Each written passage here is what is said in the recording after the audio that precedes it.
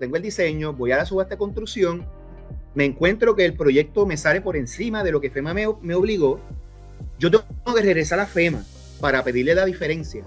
Y eso de regresar a FEMA toma tiempo. Bueno, soy Marielys Acevedo Irizarry, soy la editora encargada de la cobertura sobre los temas de Puerto Rico en el Diario de Nueva York. Gracias a los que están conectados a esta hora. Y hoy tengo un invitado bien importante, está en Puerto Rico, pero maneja asuntos que tienen que ver con Washington, ¿verdad? Y con agencias del gobierno federal. Yo estoy hablando de Eduardo Soria Rivera, quien es el director de COR3, que es la Oficina Central de Recuperación y Reconstrucción y Resiliencia en Puerto Rico. En palabras sencillas o en resumen, es la entidad creada para tramitar lo que son los fondos que obliga FEMA para Puerto Rico y otras entidades federales para proyectos de reconstrucción en Puerto Rico. La reconstrucción es el tema esencial, uno de los temas esenciales de Puerto Rico en estos momentos, y por eso agradezco mucho a Soria que tenga este tiempo para conversar con nosotros. Gracias, director. Muchas gracias por la invitación. Estamos a la orden. Vamos a ver, vamos a empezar con lo más simple. ¿En qué usted se ha enfocado en estos primeros meses como director de COR3? ¿Qué está en las primeras líneas de su agenda en términos de la reconstrucción? Claro que sí, claro que sí. Bueno, nosotros entramos, la primera estrategia que estamos implementando es priorizar. La reconstrucción es un universo inmenso, son alrededor de 27,000 proyectos, 700 y pico de sus recipientes, y ciertamente pues no se puede hacer todo el trabajo a la misma vez. Nosotros nos estamos enfocando en hablar con todos los recipientes y buscar dentro de todos los proyectos, que todos son importantes, cuáles son los prioritarios, cuáles son los proyectos que queremos ejecutar, ¿verdad? Primero, cuáles son los proyectos que queremos primero que haya el diseño, que FEMA los trabaje, los proyectos que queremos pasar por la construcción primero. Para darle un ejemplo, puede haber un municipio pequeño, relativamente pequeño, puede tener sobre 160 proyectos. Okay. Y ciertamente son... Uno piensa en proyectos y uno, ¿verdad? A lo mejor la gente cree que pues, es ir a un sitio como Home Depot y comprar 3 sacos de cemento. Pues no. Cada uno de esos proyectos requiere diseño, requiere aprobación de FEMA, requiere una subasta de construcción, requiere que venga un contratista de construcción, ejecute el proyecto para después poder pagarlo. O sea, que son proyectos, diría yo, que todos tienen diferentes tamaños, pero son iguales de complejos en términos del proceso. Y sabiendo nosotros eso, ¿verdad? Y entendiendo que hay, ¿verdad?, un poco de atraso, pues nos dimos a la tarea de buscar aquellos proyectos que fueran los más importantes. Algunos criterios de importancia son la cuantía del proyecto. Otro criterio de importancia puede ser el impacto que tiene, ya sea en el municipio ¿verdad?, o en la agencia. Puede ser otro criterio, puede ser un proyecto que genere ingresos para el municipio, y ese proyecto, entonces, aunque no sea un proyecto que es de mucho dinero, pero es un proyecto que le da al municipio unos ingresos en caso de tener esto, ¿verdad?, de poder completarlo.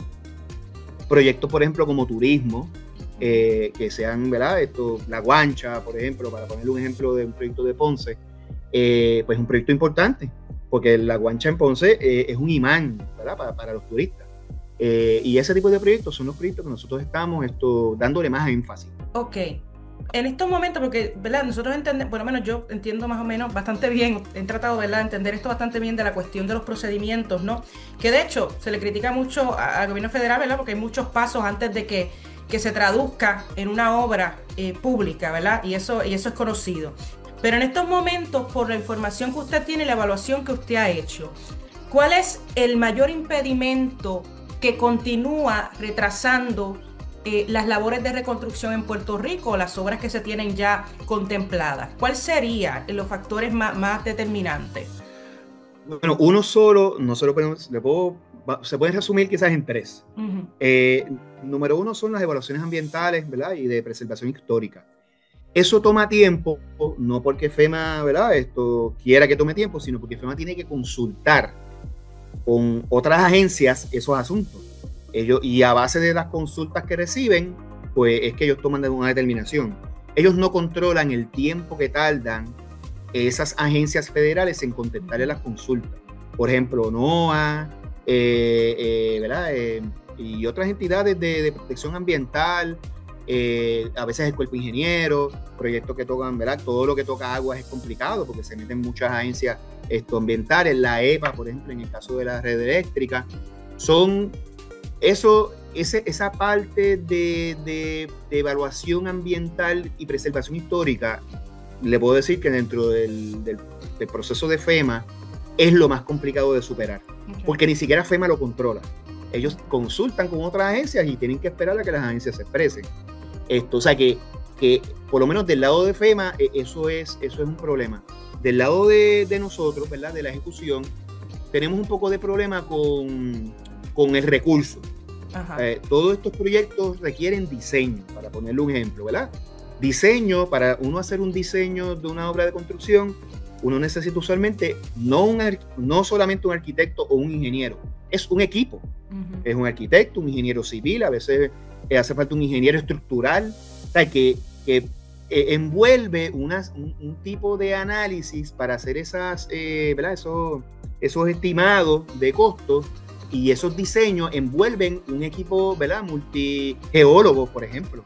O sea, un diseño requiere muchas cosas. ¿Y qué pasa? En Puerto Rico pues tenemos profesionales que se dedican a eso, pero esos profesionales pueden absorber 27,000 proyectos a la misma vez. Pues la contestación es que no, porque de la misma manera que, por ejemplo, FEMA tiene que consultar unas cosas, un arquitecto o un ingeniero tiene que hacer unas consultas antes de yo hacer unos planos y recomendar un diseño. Y eso es en el plano de solamente el diseño. Una vez uno tiene el diseño y FEMA aprueba el proyecto, tenemos el otro issue, y el otro issue son los contratistas de construcción. Pues no hay suficiente, la realidad es que no hay suficientes contratistas de construcción para hacer todo el trabajo a la misma vez. Hay pocos, y son contratistas de construcción que necesitan cumplir con los requisitos que tiene FEMA. Pues, por ejemplo, tiene que cumplir con requisitos de pago, de cómo pagar las nóminas, o sea, tiene que estar todo en ley. Y pues, muchos contratistas de construcción en Puerto Rico pues no necesariamente trabaja con esas estructuras rígidas o no están acostumbrados a tener todas esas reglas de cumplimiento. Y en términos perdóname, porque antes de que se me olvide ahí en particular, porque en la administración pasada uno de las luchas grandes fue el estimado de costos, ¿verdad? De los proyectos por inflación. Mi pregunta es, y que eso obviamente está alejando a contratistas de comprometerse con los proyectos más grandes, digamos, ¿verdad? De reconstrucción en Puerto Rico. Entonces, mi pregunta es, en este punto en el que estamos hablando, ¿esa discusión sigue siendo clave, afectando los procesos? Si es el caso, ¿hasta qué punto? Y entonces, ¿qué están haciendo ustedes? Porque entiendo también que FEMA es quien tiene que proceder en esa dirección. Claro, usted me leyó la mente, porque ese era el tercer punto que le iba a mencionar. Ciertamente la inflación nos mata, porque una vez FEMA me aprueba el proyecto, ¿verdad? Yo tengo el diseño, voy a la subasta de construcción, me encuentro que el proyecto me sale por encima de lo que FEMA me obligó, yo tengo que regresar a FEMA para pedirle la diferencia. Y eso de regresar a FEMA toma tiempo. No es que FEMA está esperándome, ¿verdad? Toma su tiempo. En lo que FEMA me hace ese aumento en costo, pues pueden pasar varias cosas. Puede que el contratista se me vaya. Puede que se me venza la subasta. O puede que yo tenga que hacer otro proceso de procurement, otro proceso de subasta, que ese segundo proceso de subasta entonces me sale el costo más alto que lo que me salió el primero. O sea que se crea como una dinámica, un círculo vicioso, diría yo, de pues como yo me tardo haciendo las subastas, pues digo, y los procesos son así. Como la subasta se tarda, pues en lo que se tarda la subasta me suben los costos. Y cuando me doy cuenta que me subió los costos, pues entonces pido el dinero a FEMA, pero en lo que FEMA me lo da, pasa un tiempo y vuelve, y la inflación, o sea, el nivel de inflación que nosotros tenemos en Puerto Rico hace que cada 6 meses, y no es ni siquiera un año, cada 6 meses tengo un aumento en costos. Y esos aumentos de costos los contratistas no los van a absorber. O sea que a veces tenemos proyectos que pasan 3 y 4 veces por FEMA para solicitud de aumento en costos. Y eso pues, el problema es exponencial porque FEMA tiene que ver el mismo proyecto 3 y 4 veces, imagínense la cantidad de trabajo y la cantidad de esfuerzo que requiere todo eso. O sea, que nos ha tocado, ¿verdad? Del 2020 en adelante, diría yo, nos ha tocado una época difícil. También tenemos en Puerto Rico una peculiaridad que no lo tienen en Estados Unidos, que es que nosotros tenemos muchos monopolios, o sea, tenemos pocos contratistas, vamos a poner. En Estados Unidos, pues a lo mejor en Nueva York hay contratistas de toda la nación haciendo trabajo, pero en Puerto Rico no. En Puerto Rico los contratistas pues son menos y eso crea también que yo esté sujeto a los aumentos en costos. O sea, básicamente el contratista puede escoger qué trabajo hacer. Pues ciertamente si él puede hacer el trabajo en la privada y si va a hacer el trabajo para el gobierno, pues lo que hace es que ellos cobran una prima, ¿verdad? Como cualquier otro empresario. O sea, entonces esa prima es la que nos está matando. También en Puerto Rico estamos compitiendo, no tan solo municipio con municipio o agencia, ¿verdad? Por esos contratistas, sino en la empresa privada. Hay desarrollo, hay desarrolladores haciendo obras. O sea, que también tenemos la competencia de esa industria privada, esos desarrolladores privados que muchas veces acaparan, ¿verdad? Esto, con sus proyectos, esos contratistas. Pero usted ha dado una recomendación, o por lo menos lo que encontré, la información que busqué y encontré, y para tratar de agilizar esto, ¿verdad? Voy a empezar por la pregunta que yo creo que mucha gente, ¿verdad? se está haciendo, y es, ¿en efecto COR3 va a dejar de existir? ¿Va a pasar a la Administración del Financiamiento de Infraestructura? Porque eso es un planteamiento que se ha traído consistentemente, consecuentemente, y yo quiero saber si esto va a pasar, qué conversación usted ha tenido con la administración en esa dirección y de qué manera esto afectaría a los procesos que ya están corriendo. Claro, muy buena pregunta. Yo entiendo, ¿verdad?, la preocupación que tenía la gobernadora y entiendo la intención que tenía de hacer cambios en la agencia, ¿verdad?, en la oficina, para mejorar. Pero pues, ciertamente tanto ella como yo y como todo el mundo, pues no nos esperábamos tampoco que hubiera un approach del gobierno federal de querer eliminar a FEMA. Entonces, o de querer reducir el tamaño de FEMA para que el Estado se haga cargo. O sea, que yo pienso, ¿verdad?, que eso ha cambiado un poco la dinámica y ha atrasado un poco los cambios en COR3, porque nosotros no podemos hacer cambios si nosotros no sabemos qué va a hacer el gobierno federal. Si nosotros eliminamos o reducimos a COR3 o lo movemos, pues eso nos puede afectar con un posible cambio que pueda tener ¿verdad?, FEMA, que entendemos que esos cambios van a salir entre octubre y noviembre de este año. O sea, no creo que sea sabio hacer cambios drásticos, y entiendo que esta es la posición también de la gobernadora. Ciertamente ya está insatisfecha con lo que tenemos, pero no es sabio hacer cambios por ahora porque no sabemos qué cambios vamos a tener del gobierno federal que necesitemos a lo mejor hasta aumentar la oficina en vez de eliminarla. Y el asunto de cambiarnos a AFI o cambiarnos a otra agencia, pues yo diría que es una cuestión procesal. La oficina, o sea, el COR3 es una oficina administrativa. Lo que es importante es la figura del GAR, que esa figura, ¿verdad? ¿verdad? Yo tengo la designación de GAR. Vamos a aclarar eso a la gente, porque yo quiero que la gente esté clara. Claro, claro que sí. Están las autoridades federales, pero tiene que haber básicamente un representante, en este caso en el territorio de Puerto Rico, para que maneje esa cantidad de fondos federales que se están enviando. Y esa figura se le llama el GAR. En este caso, hasta el momento, es COR3, ¿verdad? Bueno, no, el GAR soy yo. Ok, usted es exacto, esa es la diferencia. De COR3, correcto. Entonces, mi duda sería, hay campo de acción, ¿verdad?, en la ley la ley federal, ¿no?, para que pueda haber otro GAR que no sea COR3. O sea, si en caso de que eventualmente se le cambie a la Administración del Financiamiento de Infraestructura, por ejemplo, o eso no está contemplado en la ley. Sí, esto es muy fácil de hacer. Incluso el GAR históricamente está en OGP. El GAR en el año 2000, en Georges, y por muchos años estuvo en OGP. Después lo cambiaron a la Agencia de Manejo de Emergencia, que cuando llegó María, y después decidieron sacarlo de esa oficina, como esto había sido una cosa tan masiva, sacarlo de la oficina y ponerlo bajo las APP, bajo las P3, que es donde nosotros estamos actualmente.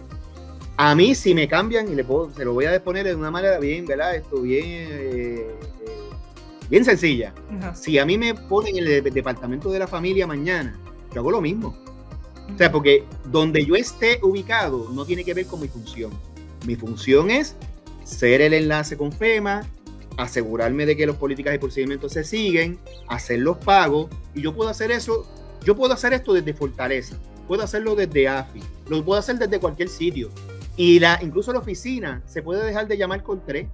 Lo importante es que yo tenga una estructura, ¿verdad?, de empleados, como se llame, que me dé apoyo a estas funciones. Sin el GAR. Lo que a mí no me queda claro, perdóname, este director, porque es que quiero estar bien clara en esto. O sea, pero lo que no me queda claro, esto no retrasaría más, porque si ya está todo estructurado bajo Cor3, entonces tenemos que cambiar a la otra a la otra agencia, ¿verdad? Las funciones de Cor3. O sea, esto no es precisamente contraproducente, porque si estamos tratando de agilizar y tenemos que mover todo a otra agencia, que es mi duda. Bueno, depende cómo sea. Ajá. Como le digo, si a mí me cambian mañana para el departamento de la familia y yo me puedo llevar todos estos empleados, no pasa nada. O llevarme empleados, ¿verdad?, que hagan las funciones similares. No pasa nada, porque, ¿sabes? Y yo me puedo mudar de sitio. Lo importante es que esté la estructura, de que yo tenga esas personas que reciben los fondos, hacen los pagos, verifican los grants, le dan asistencia a los municipios y a las agencias. No importa cómo le llamemos a la oficina, realmente lo que importa es la función. Si no hay un GAR, si no hay una persona como yo, los fondos de FEMA no pueden existir. O sea, en la ley Stafford exige que haya un GAR. Y tenemos un GAR, que ese soy yo. ¿Cómo el GAR trabaja sus fondos? Pues diferente, y los estados tienen diferentes estructuras. Y como le digo, yo puedo estar en AFI, puedo estar en Fortaleza, puedo estar en OGP, puedo estar en cualquier sitio, siempre y cuando yo mantenga una estructura, ¿verdad? Y una estructura que no es que me la inventé yo, es una estructura que FEMA me aprueba para manejar estos fondos. Si yo mantengo esta estructura, FEMA no va a tener ningún problema. Si, ¿verdad?, para ponerle un extremo, si mañana yo despido a todos los empleados y no tengo ninguna estructura para manejar los fondos, pues FEMA me los va a detener, porque FEMA sabe que yo solo no lo puedo hacer. Pero obviamente eso es algo que no va a pasar. O sea, que es una cuestión un poquito de semántica. ¿Verdad? Cuando en el plan de gobierno de la gobernadora, ella plantea que quería eliminar el Col3, yo la entiendo. Ella quería cambiar, ¿verdad?, cambiar el Col3, cambiar los procedimientos, hacerlos más ágiles, y quizás reducir la agencia. Pero ¿qué pasa? Pues nos encontramos con que hay cambios en FEMA, y ciertamente no es sabio, y la gobernadora pues entiende esto también, no es sabio yo hacer cambios ahora si yo no sé lo que va a hacer FEMA. Que lo que yo preveo que va a pasar con FEMA es que nos van a dar más responsabilidades. Por lo tanto, pues yo tengo que quedarme tranquilo, e incluso yo me tengo que preparar para esas responsabilidades nuevas que voy a tener. Porque yo estoy seguro que FEMA no se va a quedar como está. Así que pues la estrategia de nosotros actuales, tratar de empujar la reconstrucción, utilizar todos los fondos que podamos utilizar y esperar a ver qué cambios estructurales va a hacer FEMA, o sea, qué cosas yo voy a tener que hacer ahora que FEMA hacía antes, modificar la estructura, ¿verdad?, posiblemente agrandar la estructura, porque no lo puedo hacer con menos gente de lo que tengo, y adaptarme a la nueva filosofía del presidente, que es quien dicta la pauta de cómo funciona FEMA. ¿Y cuál es la relación, o sea, qué comunicación ustedes han mantenido con nuevo liderato en FEMA? Porque recientemente Cameron Hamilton, que era el administrador interino, visitó la fortaleza, estuvo comprometiéndose con la reconstrucción de la red, con los fondos de FEMA en esa dirección. Sin embargo, fue despedido ¿verdad?, por la administración Trump, y ahora hay otra persona, en este caso es David Richardson, el que está a cargo. ¿Tiene esta persona compromiso con la reconstrucción de Puerto Rico? ¿Qué ha comentado referente a los fondos de FEMA para Puerto Rico? ¿Qué información nos puede compartir? Claro que sí. Nosotros sí mantenemos, o sea, FEMA tiene 3 niveles. Tiene el nivel local, que básicamente están al lado, yo salgo de mi puerta y me encuentro con FEMA. Está el nivel de región 2, que es Nueva York, que son los que directamente supervisan, ¿verdad?, el trabajo que se hace en Puerto Rico, y está Washington. Yo le puedo decir que en los 3 niveles nosotros nos comunicamos, primero, por lo menos con los primeros 2 niveles, que es FEMA de Puerto Rico y región 2, yo me comunico todos los días con ellos. O sea, todos los días, varias veces al día. Con Washington un poco menos, pero sí tenemos mucha comunicación con Washington y pues, gracias a las relaciones que tiene la gobernadora también, ¿verdad? Con la gente que está en el gabinete del presidente, tenemos, o sea, completa apertura y completa comunicación. En términos de, ¿verdad?, la segunda parte, o sea, que eso está atendido, nosotros estamos bien informados de todo lo que está pasando. En términos de la segunda parte de la pregunta, no puede haber cambios, ¿verdad?, de lo que nosotros hemos discutido y hemos podido analizar hasta ahora y de lo que nos han dicho. No puede haber cambios en FEMA, pero eso no significa que nos van a quitar los fondos. Significa que van a haber cosas que FEMA antes hacía que la van a tener que hacer los estados. ¿Okay? O sea, hasta el momento no ha habido ninguna discusión relacionada a que vamos a perder ninguno fondo. Okay. Sí ha habido discusiones relacionadas a que nosotros tenemos que prepararnos a hacer funciones que antes hacía FEMA o que actualmente hace FEMA. ¿Cómo qué funciones? Y le puedo decir... ¿Qué funciones más o menos para yo entenderme? Bueno, principalmente FEMA, en la parte del response, o sea, de la respuesta inmediata al desastre, FEMA tenía un rol primordial y ese rol básicamente va a pasar a los estados sí o sí. O sea, no veo otra forma. Hay un área que no es el área que yo trabajo, pero está bajo mi sombrilla, ¿verdad?, de GARD, que es el área de asistencia individual. Y asistencia individual son los vales que le dan a las personas, que si se te dañó la nevera, el dinero que se le da a los individuos. Usualmente FEMA es quien los maneja y los controla. Esa función posiblemente pase al Estado. O sea que eso es algo adicional que vamos a tener que hacer.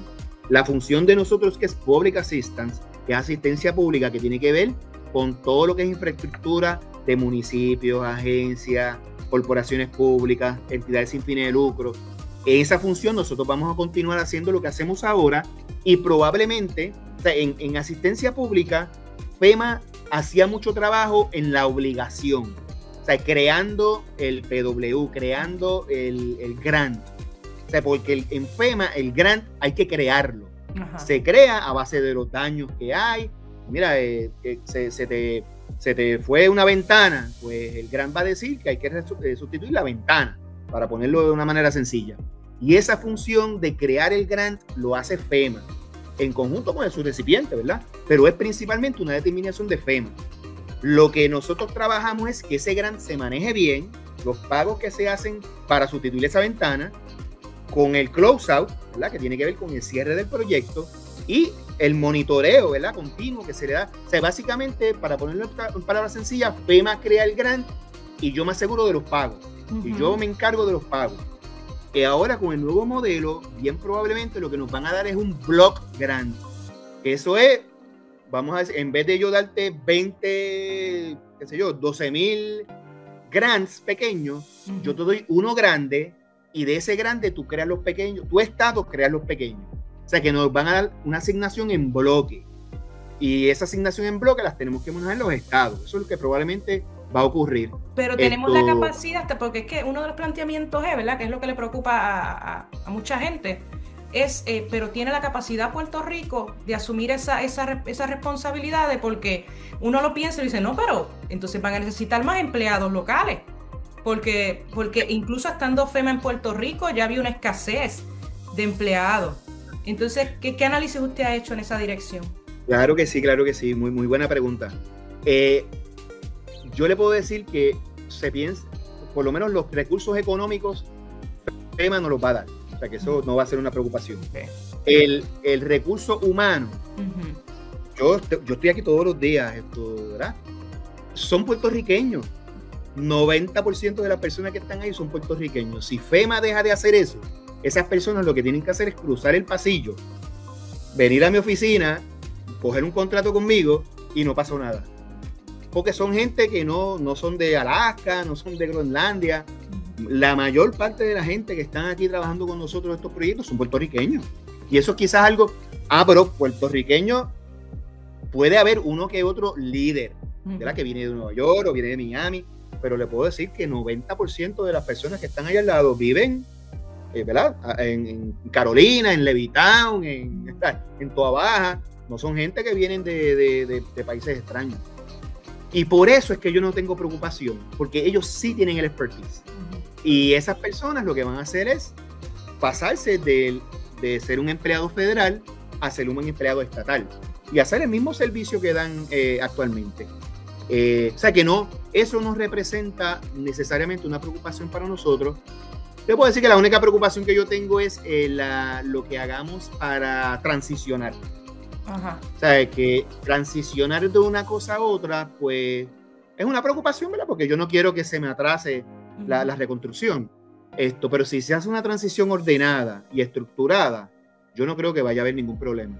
Si se trata de hacer una transición muy apresurada, pues puede que nos cause, ¿verdad?, un disloque y puede que nos cause un atraso. Pero incluso nosotros no necesariamente, o sea, yo no creo que sea malo lo que está haciendo el gobierno federal con esto. Yo creo que hay muchas cosas que hay una duplicidad de esfuerzo incluso. Nosotros hacemos una cosa, FEMA lo hace de nuevo. O sea, hay que si nosotros estuviéramos todos juntos, mira, lo haríamos una vez y ya. O sea, que yo entiendo, ¿verdad? Quizás no es la manera de necesariamente el estilo, ¿verdad? Pero el concepto de simplificar a FEMA, yo lo entiendo. Y yo creo que todos los estados están de acuerdo con eso, de que hay que simplificar el modelo de cómo funciona FEMA. La cosa es cómo hacerlo, lo que usted alerta sobre cómo hacerlo. Claro. Y le explico, la FEMA, o sea, el desastre de nosotros es inmenso, ¿verdad? Yo creo que es el desastre más grande que manejó FEMA. Y no necesariamente los procedimientos que ellos tienen se adaptan a una cosa tan masiva como lo que nos pasó a nosotros. Y eso nos ha perjudicado, porque pues estamos lamentablemente trabajando con unos procesos que es para desastres más pequeños. Entonces, pero ellos no hacen diferencia. Ellos simplemente, ¿verdad? Ellos siguen el policy y no es culpa de FEMA. O sea, ellos, al contrario, están haciendo lo que se supone. Pero si me tocara a mí, pues yo adaptaría, logre el mismo propósito, pero adapto los procesos a mis circunstancias. Porque yo soy diferente a Katrina, yo soy diferente a Sandy en Nueva York, yo soy diferente ¿verdad?, a los huracanes que hay en Texas, en Florida. Y mi capacidad de response es diferente. Pero FEMA trata a todo el mundo de la misma manera. Y eso es un problema. Pero ustedes le han hecho entonces ese planteamiento directamente a FEMA, a la nueva administración, en términos, ¿verdad?, de las particularidades de Puerto Rico. Y aunque ellos conocen, ¿no?, porque ya han estado en Puerto Rico por mucho tiempo, pero reforzar esa parte de, decir, Puerto Rico es una situación particular. Claro, sí, todo el tiempo, Irizarry, todo el tiempo. Y nosotros damos un ejemplo, ¿verdad?, que es bien sencillo. Si usted va, ¿verdad?, va por Calley o por ahí bonito, por el centro de la isla,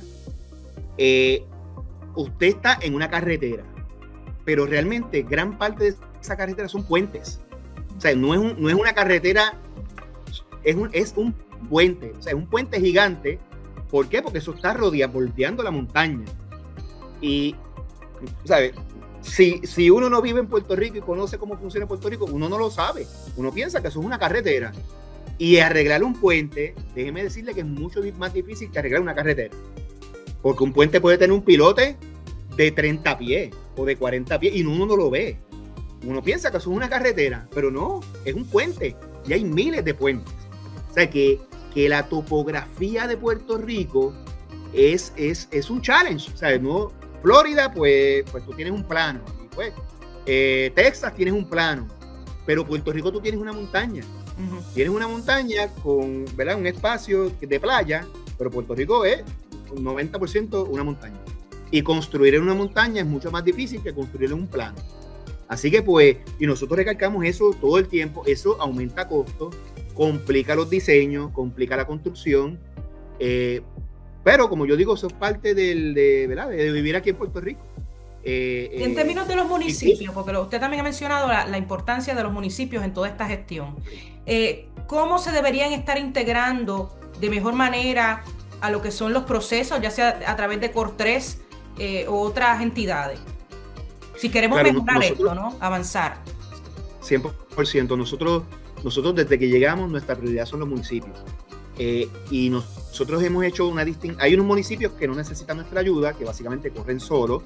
Son municipios grandes, son municipios que tienen, ¿verdad?, una estructura de fondos federales, que reciben fondos hace tiempo y lo saben manejar.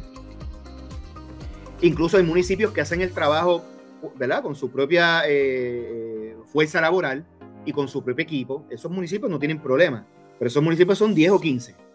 Todos los demás, pues, son municipios que nosotros estamos verificando las necesidades particulares de cada uno, buscando la manera de ayudarlos. Incluso estamos haciendo acuerdos de entendimiento, lo que le llaman en inglés MOUs, acuerdos de entendimiento entre municipios y entre agencias y municipios para ver cómo nos podemos ayudar. Hay municipios, por ejemplo, que quieren ayudar al DITOP a construir carretera en su jurisdicción. Eso es perfecto. O sea que nosotros estamos enfatizando mucho en la colaboración, porque ciertamente hay municipios en donde el contratista no llega. O sea, simplemente pues tú tiras una subasta y no llega nadie. Y tenemos la reconstrucción ahí, tenemos el dinero. O sea que estamos buscando formas un poquito creativas, diría yo, de cómo ayudar a esos municipios que tienen esas subastas desiertas o tienen esa falta de capacidad, ¿verdad?, de manejar los fondos. Y no es que no quieran manejarlos, es que simplemente son municipios muy pequeños, que no tienen una estructura muy robusta, y los estamos asistiendo y los estamos ayudando.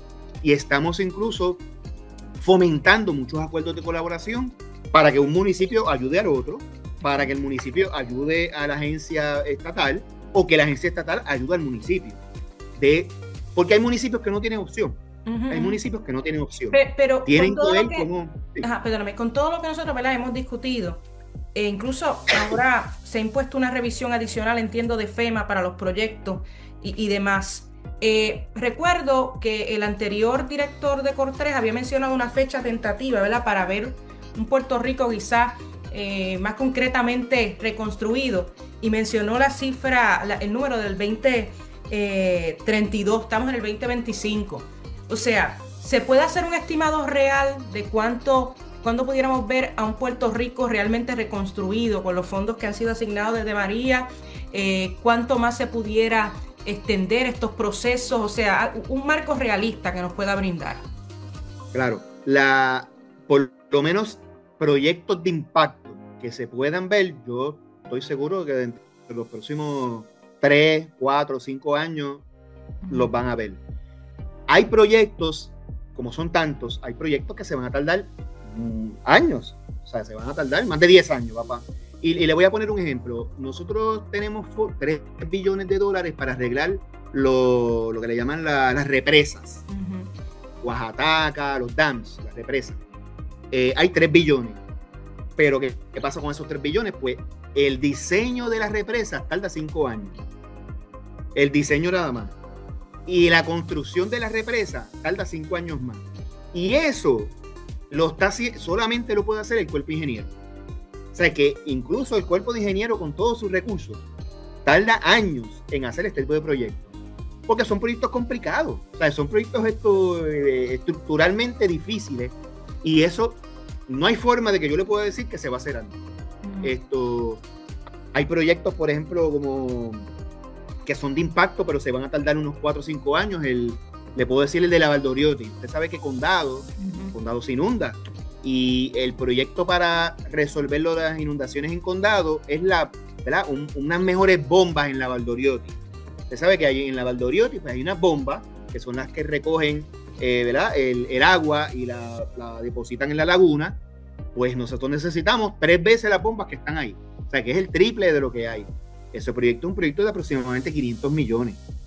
Ese proyecto es soterrado. O sea, yo no puedo poner una bomba por el aire. Eso es soterrado. O sea, que hacer ese proyecto yo tengo que romper todo desde la Valdoriotti para Condado, romper todo eso por ahí para meter tuberías para que las bombas puedan sacar el agua.